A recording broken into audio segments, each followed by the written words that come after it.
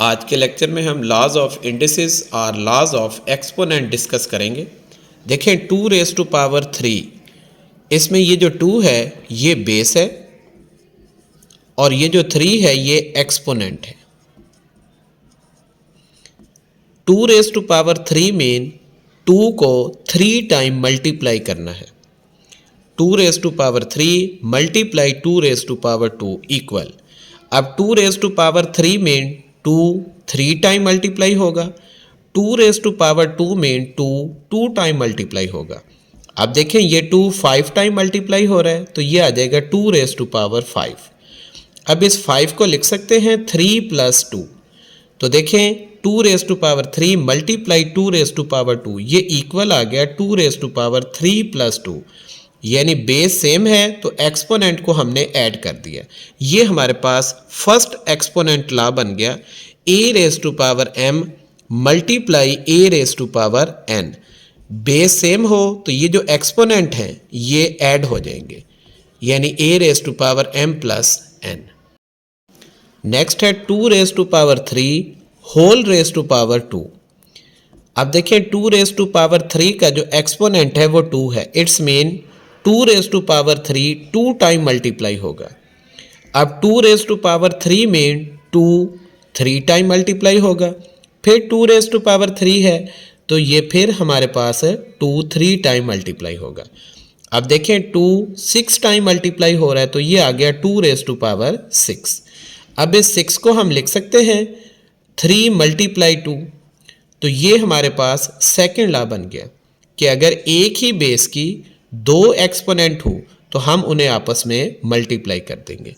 तो ये आ जाएगा a raise to power m whole raise to power n, यानी बेस सेम है, ये 2 इसके एक्सपोनेंट हैं तो ये जो 2 एक्सपोनेंट हैं ये आपस में मल्टीप्लाई हो जाएंगे। a raise to power m whole raise to power n equal होगा a raise to power m multiply n। Next है 2 multiply 3 whole raise to power 2 है, इट्स मीन ये 2 मल्टीप्लाई 3 को हम 2 टाइम लिखेंगे। अब देखें इसमें 2 टाइम मल्टीप्लाई हो रहा है तो ये आ गया 2 रेज़ टू पावर 2 मल्टीप्लाई 3 भी 2 टाइम मल्टीप्लाई हो रहा है 3 रेज़ टू पावर 2।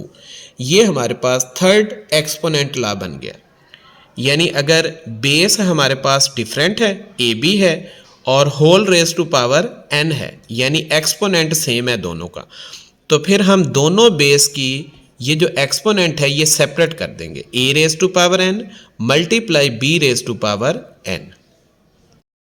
नेक्स्ट है 2/3 होल रेज़ टू पावर 2। अब देखें 2/3 का एक्सपोनेंट 2 है तो इट्स मीन 2/3 2 टाइम मल्टीप्लाई होगा। अब देखें 2 टाइम मल्टीप्लाई हो रहा है तो 2 रेज़ टू पावर 2 आ गई, ओवर 3 भी 2 टाइम मल्टीप्लाई हो रहा है 3 रेज़ टू पावर भी 2 आ गई। अगर बेस डिफरेंट है और वो डिवाइड हो रही है लेकिन दोनों का एक्सपोनेंट सेम है तो फिर हम दोनों बेस के लिए एक्सपोनेंट अलग अलग कर देंगे। ये आ जाएगा a over b whole raise to power n equal a raise to power n over b raise to power n। ये हमारे पास फोर्थ लॉ बन गया। नेक्स्ट है 2 raise to power 5 over 2 raise to power 2 equal 2 raise to power 5 में 2 5 time multiply होगा और 2 raise to power में 2 time multiply होगा। अब देखें ये 2 इस 2 से कैंसिल, ये वाला 2 इस 2 से कैंसिल। अब ये 2 3 टाइम बच गया तो it's mean 2 raise to power 3। अब इस 3 को हम लिख सकते हैं 5 माइनस 2, तो देखें बेस अगर सेम है और वो डिवाइड हो रही है तो फिर हम एक्सपोनेंट को क्या कर देंगे माइनस। ये हमारे पास फिफ्थ लॉ बन गया a raise to power m over a raise to power n equal a raise to power m minus n, यानी बेस सेम है और वो डिवाइड हो रहे हैं तो फिर हम एक्सपोनेंट को क्या कर देंगे माइनस कर देंगे। अब देखें एक्सपोनेंट माइनस करने का मतलब क्या है, जो चीज़ नीचे लिखी हुई है इसके एक्सपोनेंट को हमने ऊपर जाके माइनस कर दिया।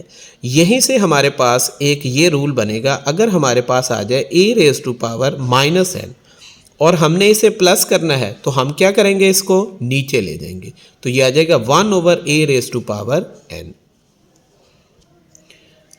नेक्स्ट 7 है a⁻0, यानी किसी भी बेस की अगर आप पावर 0 ले लें तो ये हमारे पास आंसर 1 के इक्वल आएगा।